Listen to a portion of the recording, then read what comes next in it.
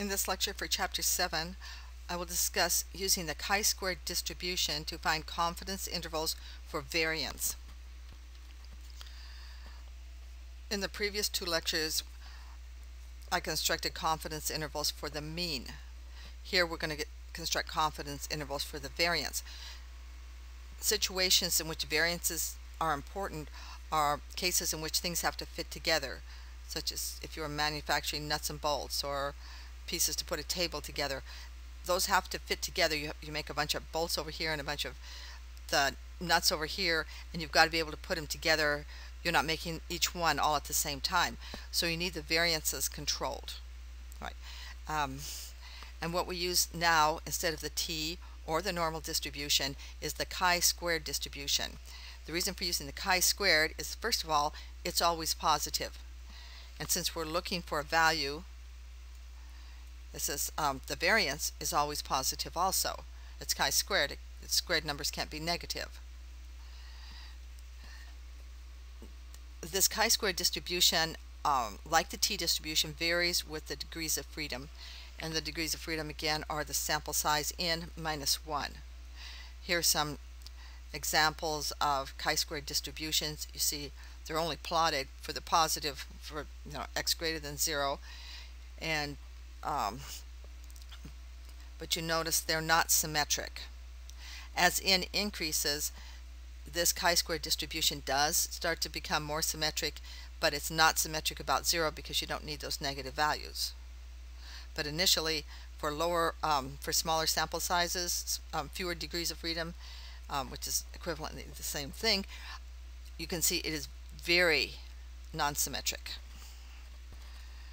And the fact that it's non-symmetric has a big impact on the confidence intervals. Here's an example for the normal distribution, and you will see something similar for the t distribution. All right. For the confidence interval, you're looking for the area. This is for 90%, a confidence interval of 90%. You want 90% of the area under the bell-shaped curve to be here, about the mean. Okay, the sample mean. That means you want to throw away essentially 10% of the area. So you throw away 5% in this upper tail, and you throw away 5% in the lower tail. So using R or a table, you'll find the value of z right at the edge. Okay, this is your z alpha over 2. By symmetry, this value over here is negative z alpha over 2. I forgot the alpha. Okay, so if this value is 1.65, the value over here is negative 1.65. Now look at a chi-square distribution. You're going to do essentially the same. This is for a 95% confidence interval, but same idea. You want this area, this clear area under the curve, to be 95% of the area under the entire distribution. Okay, that means you want to throw away 5% of the area.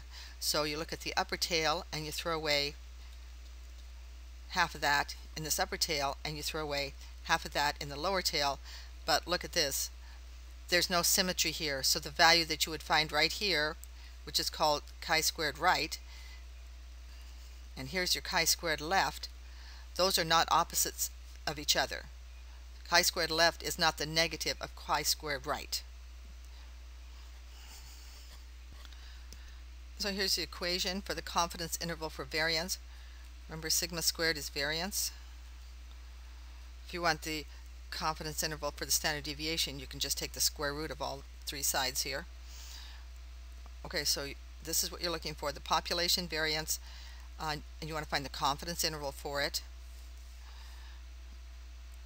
On this side, you have the degrees of freedom, n minus 1, sample size minus 1, times the sample standard deviation s, but then you're going to square it. See, it's squared on both sides. You divide by the values you find from tables or from R. We'll use R. Chi-squared right on this side and chi-squared left on this side.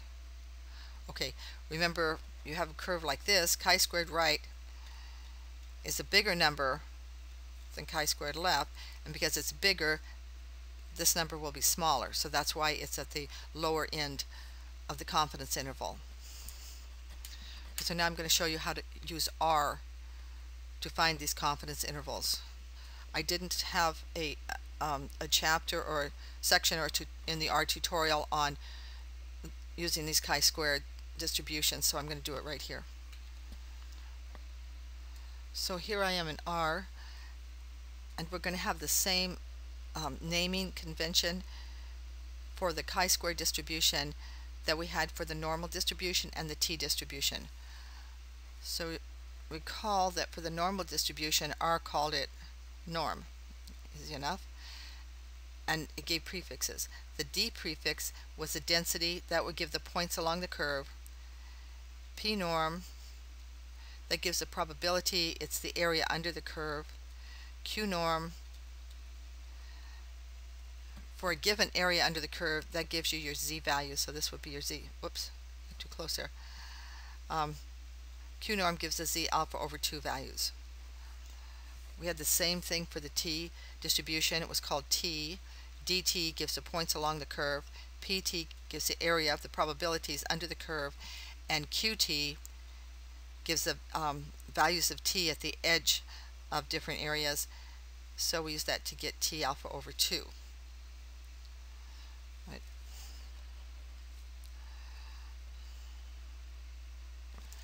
Okay, let me get my cursor back here where it needs to be. So for the chi-square distribution, we have the same, but the distribution is called CHISQ. So if I'll plot one for you.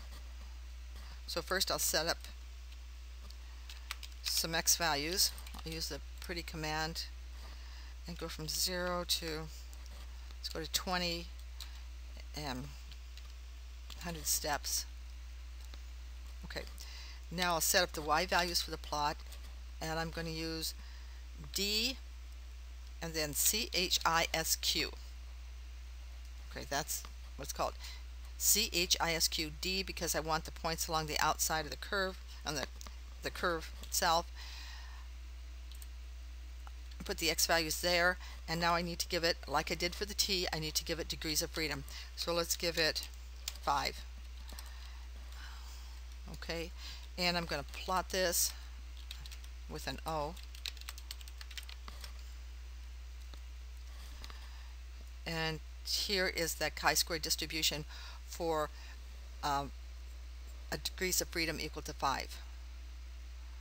You can see how it lacks symmetry, and if you were looking for two tails on either end, you could see that they would be very different numbers. Okay. So let's go back to see how you would find those numbers.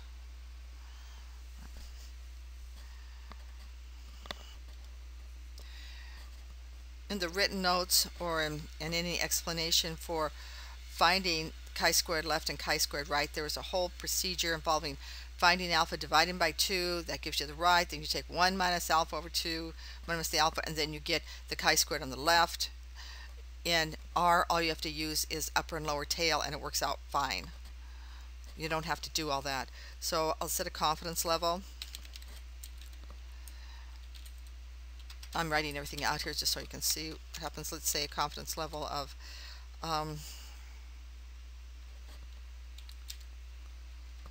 not negative, that wouldn't be much confidence. And remember to use decimal. Okay. Now from that I want to get alpha over 2.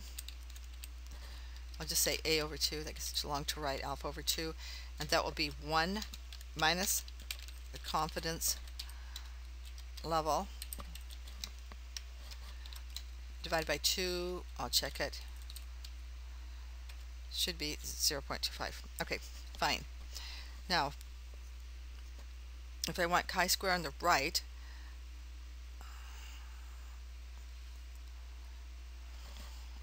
well, let's do the left first. I go Q, and then do chi-square. I give it the value of alpha over 2, and then I have to specify the degrees of freedom. So let's say degrees of freedom equals 5. And that looks right. And there's my value for chi-square on the left. Now if I want chi-square on the right, I don't have to mess around with all these alphas. I just go lower tail equals false. Remember to capitalize false, so you'll find out about it. And there's chi-square on the right. Okay. From this I can construct, well, let's go here, I'll say the lower limit of the integral would be, well, if degrees of freedom is 5, then the sample size was 6.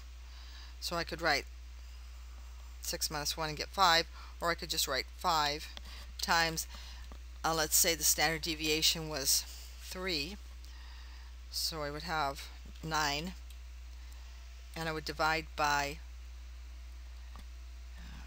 Q. I didn't save it, so I get to do this. Square A over 2 degrees of freedom equal to 5. And now I could do the upper. Let's do the upper by going like this. So the upper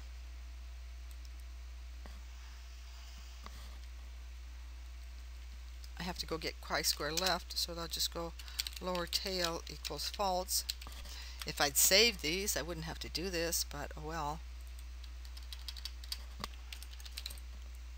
Okay, so here's the lower limit of that interval, and here's the upper limit. Oh, what did I do?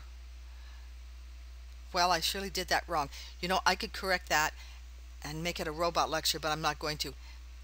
Do you see what I did wrong? Okay, let me point out what I did wrong. Obviously, the lower end of the interval is greater than the upper end of the interval, so something's wrong. And if you do this on your homework, do not go back and start over again. Just print off what you've done in R and go ahead and get the right answer. I know some people just get paralyzed thinking they have to do all these steps just correctly, and no one can do them. So that's why I'm not repeating this. I'm just going to show you what I did wrong.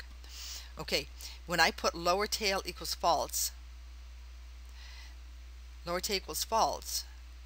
look what I got. Lower tail equals false gave me the right chi-square. So that's what I did wrong.